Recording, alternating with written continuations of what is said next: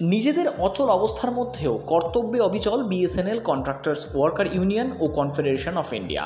BSNL এবং SLA ওয়ার্কার্সের কর্মীরা বেশ কয়েক বছর ধরে নিয়মিত বেতন পাচ্ছেন না তারা, অথচ পরিবেশ রক্ষা করতে বিশেষ উদ্যোগ তাদের। সারা দেশ জুড়ে আগামী 1 বছরের মধ্যে 1 লক্ষ গাছ লাগানোর লক্ষ্যমাত্রা ঘোষণা করেছেন তারা। তার মধ্যে শুধু পশ্চিমবঙ্গেই লাগানো হবে 40,000 গাছ। ডালহৌসি টেলিফোন ভবনে গাছ পুঁতে এই বৃক্ষরোপণ অনুষ্ঠানের সূচনা করেন সংগঠনের সভাপতি মদন মিত্র, সাধারণ সম্পাদক সুভাষ কুমার কর। এছাড়াও উপস্থিত ছিলেন প্রদীপ ভট্টাচার্য, অলোক নন্দী ও শ্রমিক নেতা মানা চক্রবর্তী সহ বিশিষ্টরা।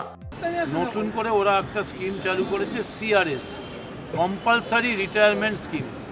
বলে দেওয়া হচ্ছে আগামীকাল আসবে, পরশু থেকে আসবে না, অর্থাৎ গায়ের জোরে কোম্পানি থেকে তাড়িয়ে দিয়ে পেনশনে ফেলে দিচ্ছে। এবং 17 সাল থেকে 2007 সাল থেকে পে রিভিশন 17 বছর হয়নি, স্ট্যাগনেশনে দাঁড়িয়ে আছেন এবং পুরো ছাঁটাই করে এমনকি এই টেলিফোন ভবন মর্যাদা সম্পন্ন, সারা ভারতবর্ষের প্রধানমন্ত্রীরা পর্যন্ত এই টেলিফোন ভবনে এসছেন, তার মেন গেটটা পর্যন্ত স্টেট ব্যাংকে বিক্রি করে দিয়েছে। আজ আমাদের ঢুকতে হচ্ছে পেছনের গেট দিয়ে। এই চরম অন্যায়, এই চরম নিপীড়নের বিরুদ্ধে আজকে এফএনটিও এবং কন্ট্রাক্টর লেবারদের একটা মিটিং ছিল। সেই মিটিংয়ে এসে আমরা দাঁড়িয়ে থেকে এই আন্দোলনকে সমর্থন করে গেলাম। এরপরে অনেক বড় স্কেলে আমরা হকারদের যে সমস্যাটার কথা আপনি বলছিলেন, তারা মুখ্যমন্ত্রী গতকাল আশ্বাস দিয়েছে 1 মাসের মধ্যে। কি বলবেন হকারদের জন্য, সকলকে কি আশ্বাস দেবেন আপনি? হকারদের জন্য এটাই বলবো যে এমন মুখ্যমন্ত্রী তিনি বাংলার, যে তিনি 24 তারিখে যে ঘোষণাটা করেছেন, তারপর 27 তারিখে তিনি নিজেই, তার কাছে কাউকে বলতে হয়নি, কাউকে ধর্ণা দিতে হয়নি, কাউকে বক্তৃতা করতে হয়নি। আর এই বিরোধীদের কি এসে গেল, কে বিরোধী? হ্যাঁ, বিরোধী বলে তো কিছু নেই। বিরোধীরা আমাদের এমএলএদের, নির্বাচিত এমএলএদের সই করতে ষড়যন্ত্র করতে পারে, কিন্তু এমনি লড়ার মতো কোনো ক্ষমতা নেই।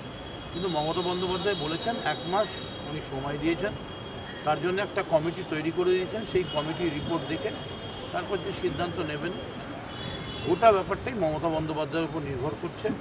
আমি শুধু হকারদের বলবো যে মাথা ঠান্ডা করে আপনারা অপেক্ষা করুন এবং যেভাবে সরকার আপনাদের অনুরোধ করছে সহযোগিতা করার জন্যে, ফুটপাতের মানুষের যাওয়ার জন্য জায়গা করে দেওয়া, গাড়ি যাওয়ার জন্য জায়গা করে দেওয়া, এবং একই সঙ্গে মুখ্যমন্ত্রী কাল কিন্তু একটা ভয়ঙ্কর কথা বলেছেন, কারোর চাকরি খাওয়ার ক্ষমতা আমার নেই আর কারোর পেটে রুটি খাওয়ার ক্ষমতাও আমার নেই। অর্থাৎ তিনি একটা কথাতেই বুঝিয়ে দিয়েছেন, হকারদের পেটে রুটি খাওয়ার মতো কোনো চিন্তা ধারণা এই তৃণমূল সরকারের নেই। এবং মমতা বন্দ্যোপাধ্যায় সেই নেত্রী যিনি হকার উচ্ছেদের বিরুদ্ধে গড়িয়াহাটে নিজে হকারি ব্যাগ বিক্রি করেছে। আমরা বলি যে দিল্লিতে এনডিএ এবং ইন্ডিয়া দুটো জোট আছে। এবার ইন্ডিয়া জোটে শরিক দল হিসাবে আমাদের যে রাজ্যের দল, রাজ্যের ক্ষমতাশীল দল মানে তৃণমূল কংগ্রেস, তারই শরিক আমরা আইএনটিটিউসি। তো আমরা ইন্ডিয়া জোটের সাথে, ইন্ডি জোট যেটাকে বলা হয়, সেই জোটের সাথে সামিল হয়েছি। আমাদের প্রথম কর্মসূচি হচ্ছে সামাজিক কর্মসূচি হিসাবে যে আমরা সারা বছর মিলে 1 লক্ষ গাছ, চারা গাছ রোপণ করব সারা ভারতবর্ষে। শুধু বাংলাতে আমরা 40,000 বৃক্ষরোপণ করব। আজকে মদনদার হাত ধরে টেলিফোন ভবনে বৃক্ষরোপণ হলো। এবার আমরা ধীরে ধীরে আমাদের রাজ্যের সর্বত্র এবং জেলাতে আমরা বৃক্ষরোপণ করব। দ্বিতীয়ত বলছি যে এই এনডিএ জোটটা আমরা এফএনটিও, যেহেতু অল ইন্ডিয়ার আমাদের এখানে জেনারেল সেক্রেটারি আছে অলোক নন্দী, তিনি সরাসরি দিল্লিতে যাওয়া আসা করতে পারে। আমাদের তৃণমূল কংগ্রেসের তো বা আইএনটিটিউসির দিল্লিতে যোগাযোগ নেই, সেই জন্য তাদের সাথে আমরা জোটবদ্ধ হয়েছি। এবং রাজ্যে আমরা ক্ষমতাশীল দল মোটামুটিভাবে, সেই জন্য তারাও আমাদের সাথে জোটবদ্ধ হয়েছে। এই জোটবদ্ধের ফলে কিন্তু আমরা মোদী সরকারকে কিন্তু একদম কোণঠাসা করে দিয়েছি। একবারে মোদী সরকার আসতে পারেনি। মোদী সরকার বলেছে 400 পার, আমার দিদির লক্ষ্মীর ভাণ্ডার এমন জিনিস দিয়েছে, উনি পগার পার হয়ে গেছে। ঠিক আছে, আমরা এবার খুব ভালো রেজাল্ট করেছি, রাজ্যেও করেছি এবং জোট শরিক হিসাবেও আমরা ভালো রেজাল্ট করেছি। আর আমাদের যেগুলো স্থানীয় কিছু সমস্যা ছিল, যে কিছু কিছু জায়গায় আমরা লেবার ল এবং সিএলসি রেট অনুযায়ী আমরা মাইনা পাচ্ছি, কিন্তু ম্যাক্সিমাম জায়গায় দেখছি যে ক্যালকাটা টেলিফোনস বলো বা ওয়েস্ট বেঙ্গল সার্কেলের ম্যাক্সিমাম জায়গায় তারা লেবার লকে ফলো করছে না, সিএলসি রেট তো মানছেই না, যা ইচ্ছে তাই তারা 9,000, 10,000, 6,000 মাইনা দিচ্ছে। আমরা এরই বিরোধিতা করছি। আমরা বলেছি যেই লেবার ল অনুযায়ী টেন্ডার করতে হবে, অন্তত মিনিমাম ওয়েজেস, তার সাথে ইপিএফ, ইএসআই দিতে হবে। এইটাই আমরা দাবি করেছি। আমাদের মেমোরান্ডাম জমা পড়েছে। মদনদা খুব আজকে ব্যস্ত ছিল, বিধানসভায় খুব কাজ হচ্ছে, আপনারা জানেন নিশ্চয়ই। 3 দিন ধরে ধর্নায়ও বসেছিল আমাদের বরানগরের সায়ন্তিকাদি, তাকে এখনও পর্যন্ত বিধানসভায় মানে তারা শপথ গ্রহণই করাতে পারেননি। তাহলে ন্যূনতম কত বেতনের দাবি আপনারা জানাচ্ছেন, যেটা পিএভিএসআই সমেত যেটা বলছেন আপনারা বিএসএনএল? অস্থায়ী কর্মীদের কথা বলছেন। অস্থায়ী কর্মচারী বর্তমান পরিস্থিতিতে ন্যূনতম বেতন রেট আছে, যে স্কিল লেবার যদি হয় 23,000 টাকা, সেমি স্কিল লেবার যদি হয় 20,000 টাকা, আনস্কিল লেবার যদি হয় 18,000 টাকা। এই 18,000 টাকা আমরা দাবি করছি। সেই দাবি জানিয়ে কি বক্তব্য রাখছেন আর কি? আমরা চাপ সৃষ্টি করছি, যেহেতু সিজিএম হচ্ছে ক্যালকাটা টেলিফোনস এবং ওয়েস্ট বেঙ্গল সার্কেল দুটোকেই দেখছে, সেহেতু আমরা মেমোরান্ডাম জমা দিয়ে যাচ্ছি। উইদিন 15 ডেজের মধ্যে উনি কী জবাব দেবে দেখছি, তা না হলে আমরা বৃহত্তর আন্দোলনের পথে নামব। কতজন কর্মচারী আছে এখানে? ধরুন ক্যালকাটা টেলিফোনস তো 4,800 থেকে একদম মানে 600-তে চলে আসছে। তাদেরকে কুত্তা বিড়ালের মতো ভাবছে এবং ছুঁড়ে টাকা দিচ্ছে। আছেন যারা এসেছিলেন কাল, ওই অর্ণব আছেন, উজ্জ্বলের দাদা, তারা ক্যালকাটা টেলিফোনসে, তাদের অবস্থা খুবই ভয়াবহ। আমাদের ইটিআর ইস্টার্ন টেলিকম রিজিয়নে তাও লড়াই করে মোটামুটিভাবে একটা আমরা জায়গা নিয়ে এসেছি। সাধারণ কর্মচারীদের হাতে আমরা 18,000 টাকা তুলে দিতে পারি। কতজন কর্মচারী? আমাদের আছে 140 জন, সার্কেলের আছে প্রায় এখন 1200-র মতো। কেন্দ্রীয় সরকারের জন্য কতজন কর্মচারীর বেতনটা অনিয়মিত হয়ে রয়েছে সংখ্যাটা?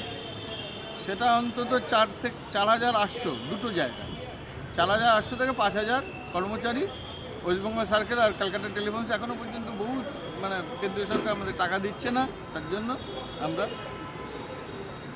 লড়াই আন্দোলন চালাচ্ছি। আমাদের ওয়েস্ট বেঙ্গল টেলিকম সার্কেল এবং ক্যালকাটা টেলিফোনস এই দুটো সার্কেল আছে। এই দুটো সার্কেল নিয়ে প্রায় আমাদের 2,000-এর উপরে বেশি কর্মচারী। তাতে করে দেখা যাচ্ছে যেখানে সংগঠন শক্তিশালী আছে সেখানে কিছুটা হলেও দাবি আমরা আদায় করতে পারলেও, বিশেষ করে ওয়েস্ট বেঙ্গল টেলিকম সার্কেল এখনও পর্যন্ত শ্রমিক শ্রেণীগুলো প্রচণ্ড নিজের বেতন এবং নিজের যে অধিকার তার থেকে বঞ্চিত। ম্যানেজমেন্ট যেহেতু বর্তমান কেন্দ্রীয় সরকারের দ্বারাই পরিচালিত, তারা কোনোভাবেই লেবার রুল, শ্রম আইনটাকে তারা মান্য করছেন না। বর্তমানে ভারতবর্ষের যেটা শ্রম আইন, যেটা সংবিধানে লেখা আছে, আমরা সেই দাবিটাই চাইছি যে ভারতবর্ষের সংবিধানে যে শ্রম আইন, এটা অসংগঠিত কর্মচারীর ক্ষেত্রে সেই শ্রম আইন মেনেই আপনাকে বেতন দিতে হবে, মজুরি দিতে হবে। কিন্তু প্রকৃতপক্ষে বাস্তবে যেটা আমরা দেখছি, তারা এসএলএ নামক এক প্রথা চালু করেছে, সার্ভিস লেভেল এগ্রিমেন্ট। তাতে করে দেখা যাচ্ছে যে বেতনের কোনো ঠিকানা নেই, সামাজিক সুরক্ষা নেই, বোনাস নেই, এবং যে ন্যূনতম মজুরি সেটাও কারো সমান নেই। এবং এই যে বেতন বৈষম্য, বর্তমানে যে মূল্যবৃদ্ধি বাজার, তাতে করে এই দপ্তরের প্রশাসনিক আধিকারিকরা লক্ষ লক্ষ টাকা বেতন তুলছেন, তাদের ক্ষেত্রে বিএসএনএল কর্তৃপক্ষ ফান্ড অ্যালটমেন্ট করছে। অথচ যারা ফিল্ড লেভেলে কাজ করে, যারা দিন রাত খেটে ফাইবারের পরিশ্রম করার মাধ্যমে জনসাধারণের কাছে যে পরিষেবা পৌঁছে দিচ্ছে, যাদের দিন নেই রাত নেই, ঝড় জল বৃষ্টির উপেক্ষা করে তারা পরিষেবা দিয়ে যাচ্ছে, অথচ তারাই বঞ্চিত হয়ে যাচ্ছে। আমাদের মূল দাবি এটাই যে ভারতবর্ষের সংবিধানের নিয়ম মেনে ন্যূনতম মজুরি 18,000 টাকা, যেটা আমাদের সার্কেল সেক্রেটারি সুভাষ কর বলেছেন। পাশাপাশি এই দপ্তর একটা কালাকানুন জারি করে বোনাস এবং ভিডিএ 6 মাস পর যে ভিডিওটা আমাদের দেওয়া হতো, সেই ভিডিও বন্ধ করে দেওয়া হয়েছে। বোনাস সেক্টরের মাধ্যমে যে বোনাস পাওয়া যেত সেটাও বন্ধ করে দিয়েছে। আমরা আজকে মেমোরেন্ডামের মাধ্যমে বলেছি যে লেবারের যেটা ন্যূনতম অধিকার, আমরা বাড়তি কিছু চাইনি, ন্যূনতম যে অধিকারটা ছিল সেই অধিকার তাদেরকে দিতে হবে, বোনাস দিতে হবে, ভিডিএ 6 মাস পর তাদেরকে প্রদান করতে হবে, এবং সংবিধানের নিয়ম মেনে, শ্রম আইন মেনে তাদের ন্যূনতম মজুরি দিতে হবে। যদি আমরা 15 ডেজ সময় দিয়েছি, এই 15 দিনের মধ্যে যদি কোনো আমাদের পজিটিভলি রেজাল্ট যদি না পাই, তাহলে বিএসএনএল কন্ট্রাক্ট ওয়ার্কার্স ইউনিয়ন এবং এফএনটিওর নেতৃত্বে আমরা আরও বৃহত্তর আন্দোলনে যাব। আশা করি আন্দোলনের শেষ পথ, যখন শ্রমিক শ্রেণী যখন সর্বহারা হয়ে যায়, তো আমরা মনে করি আন্দোলনে, আমি মনে করি যে শ্রমিকের যদি ঐক্য হয় আর সংগঠন যদি শক্তিশালী থাকে, আমরা আমাদের দাবি আদায় করে ছাড়বো। Bureau report, channel 10।